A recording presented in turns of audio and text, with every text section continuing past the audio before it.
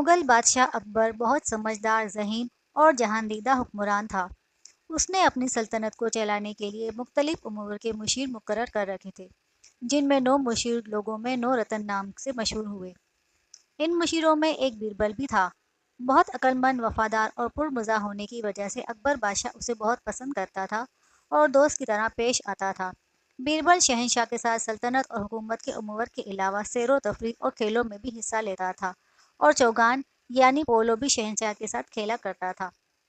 ایک دن اکبر اور بیربل باغ میں چہل قدمی کر رہے تھے اور بادشاہ بیربل کی باتوں سے لطف اندوز ہو رہا تھا کہ اسے بیربل کی ذہانت کا خیال آیا۔ اس نے نیچے پڑی ایک بانس کی چھڑی اٹھا کر بیربل کو دی اور کہا، اس چھڑی کو کاٹے بغیر چھوٹا کر کے دکھاؤ۔ بیربل نے بادشاہ کو دیکھا۔ بادشاہ کے چہرے پر مسکراہٹ تھی۔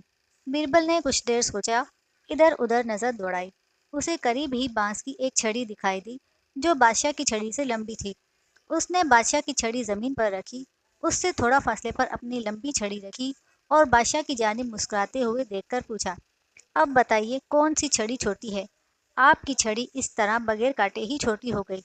اکبر ہنسا اور بیربل کے کندھے پر شاباش کی تھپکی دی۔ تو بچوں، اس کہانی سے یہ بات ثابت ہوتی ہے کہ اگر ہم کسی کو مقابلے میں ہرانا چاہیں تو ہمیں اپنی قابلیت کو بڑھا کر خود کو بہتر کر لینا چاہیے۔ ہم خود بخود مقابلے سے جیت جائیں گے۔